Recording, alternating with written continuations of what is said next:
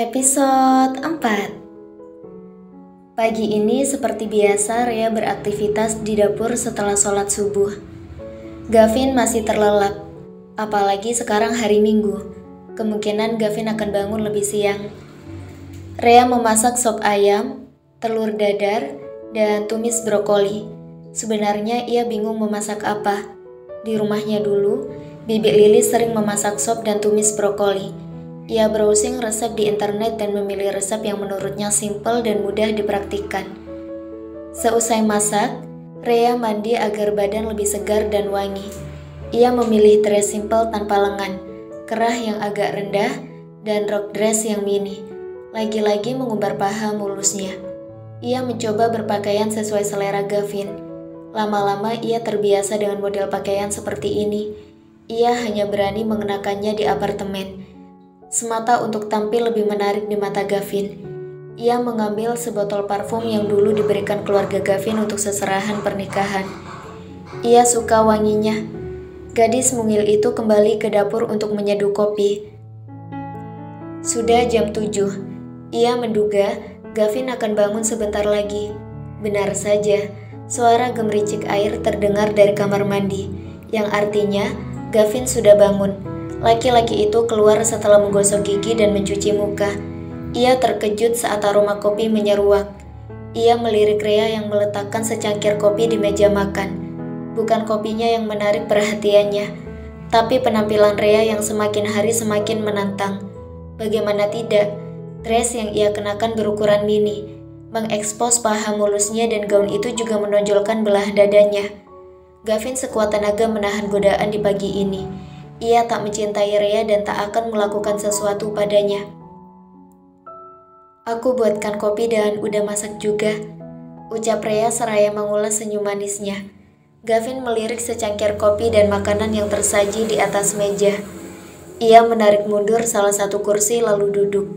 Ia menyeruput kopi itu dan menyesapnya dalam-dalam. Rea duduk di hadapan Gavin.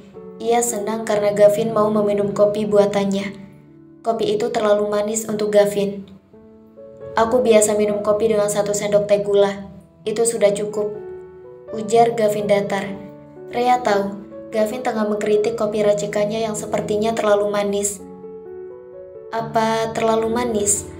tanya Rea memicingkan matanya. Gavin hanya melirik Rea sepintas lalu kembali menyeruput kopinya. Ia tak menjawab. "Apa Mas mau sarapan juga?" tanya Rea lagi. Gavin mengangguk pelan. Penampilan masakan Rea cukup membuatnya penasaran. Nasi goreng yang kemarin Rea masak rasanya aneh. Mungkin kali ini sedikit keberuntungan singgah masakan itu layak dimakan. Semua menu itu bisa mudah dimasak Gavin, namun ia ingin mencicipi buatan Rea. Rea mengambilkan secentong nasi beserta lauknya. Ia juga menuang sup ke dalam mangkok kecil. Rea meletakkan piring itu di hadapan Gavin. Setelah itu, ia mengambil nasi untuk dirinya sendiri. Keduanya melahap makanan masing-masing tanpa saling bicara. Rasa masakan Rea kali ini lebih layak dibanding nasi goreng waktu itu. Meski tidak istimewa, tapi ada peningkatan berarti. Gavin tak berkomentar apapun. Sejatinya ia bukan tipe yang pilih-pilih makanan. Dari makanan pedagang di pinggir jalan sampai makanan restoran mewah, jika ia suka, ia akan memakannya. Dan meski rasa makanan hambar sekalipun, jika makanan itu hanya satu-satunya makanan yang ada, dia akan memakannya. Tatapan laki-laki itu sesekali menyasar pada penampilan Rea yang cukup berani untuk ukuran seorang gadis polos yang sebelumnya selalu mengenakan pakaian kedodoran. Tatapan itu seolah menghunus, menelisik setiap jengkal tubuh Rea. Tulang selangka yang menonjol menjadi pertanda tubuh kurusnya.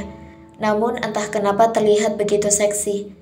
Wajah gadis itu tampak tenang dengan kacamata yang menutupi keindahan matanya.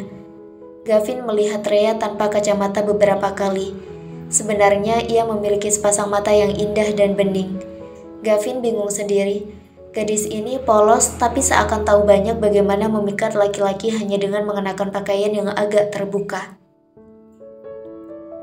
Rambutnya yang kurang tebal disanggul di belakang dan ia biarkan sedikit poni jatuh menutupi dahinya, membuat wajah itu terlihat begitu cute. Leher jenjang Rea terpapar sempurna. Begitu juga dengan tengkuknya. dan ini menghadirkan sekelebat fantasi di otak Gavin. Ia membayangkan meninggalkan jejak kecupan di leher jenjang itu. Gavin mengerjap, kembali mengingatkan diri sendiri untuk menahan diri. Ia tak mau tergoda oleh Rhea. Rhea menyadari dirinya tengah ditatap sedemikian menelisik oleh Gavin. Ia menghentikan gerakan mulutnya yang tengah mengunyah makanan. Selanjutnya, ia memberanikan diri mengangkat wajahnya dan balik menatap Gavin. Suasana yang sangat awkward seketika Rhea memergoki Gavin tengah menatapnya. Tapi laki-laki itu mencoba bersikap biasa saja. Biasanya dia akan memalingkan wajahnya ke arah lain. Kali ini tetap memusatkan penglihatannya pada sosok yang tak seberapa cantik dan seksi itu. Tapi nyatanya, mampu membuat pria itu tak sedikit pun mengalihkan pandangannya. Keduanya saling menatap seakan lupa pada interaksi keduanya yang masih minim. Mungkin tatapan itu cukup mewakili getaran yang mulai menyapa.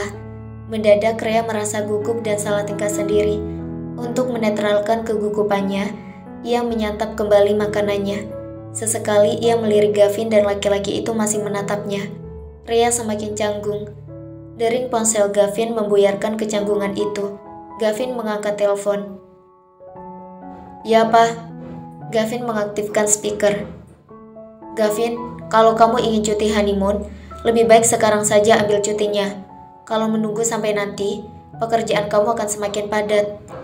Gavin beradu pandang dengan Rhea. "Tidak apa-apa, Pak. Tidak honeymoon juga tidak masalah."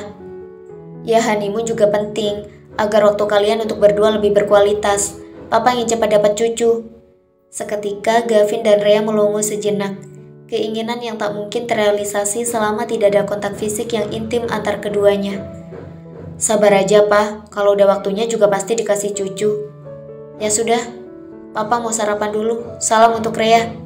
Gavin menatap Rhea kembali. Rhea menunduk. "Apa orang tua Indonesia selalu begini? Baru saja menikah sudah berharap ingin dapat cucu," gumam Gavin.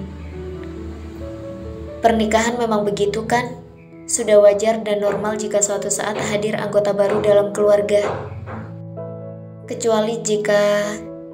Ucapan Rhea menggantung. Ia sungkan untuk meneruskan. "Kecuali apa?" tanya Gavin segera. Rhea membisu. "Aku tanya, kecuali apa? Kenapa tidak diteruskan?" tanya Gavin lagi. Rhea menghembuskan nafas.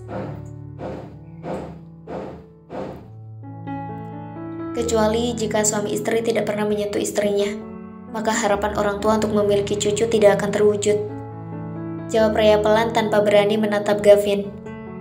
"Menyentuh yang bagaimana? Apa dengan hanya menyentuh tangannya bisa membuat hamil?"